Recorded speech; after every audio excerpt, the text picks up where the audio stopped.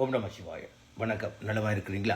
என்னென்னு சொன்னால், மத நம்பிக்கைகளுக்கு எதிராக பகுத்தறிவு என்ற பெயரில் விதைக்கப்பட்ட விஷம் கொண்ட நாத்திகத்தால் இறை நம்பிக்கையற்ற சமூகம் உருவாகி வருகின்றது.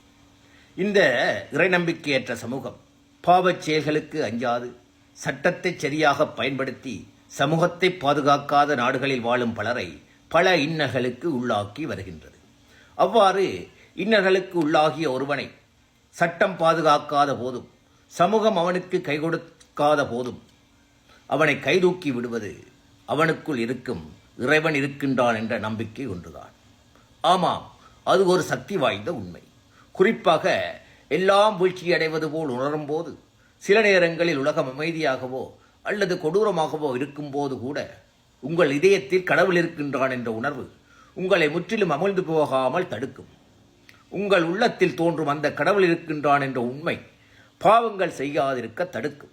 அது எப்போதும் உங்களுக்கு ஆறுதலாக இருக்குமே அன்றி என்றும் குழப்பத்தை ஏற்படுத்தாது என்பதை உணர்ந்து இறை மீது நம்பிக்கை கொண்டு பாவங்கள் செய்ய அஞ்சும் சமூகத்தை உருவாக்கி வீட்டிலும் நாட்டிலும் சிறப்போடு வாழுங்கள்.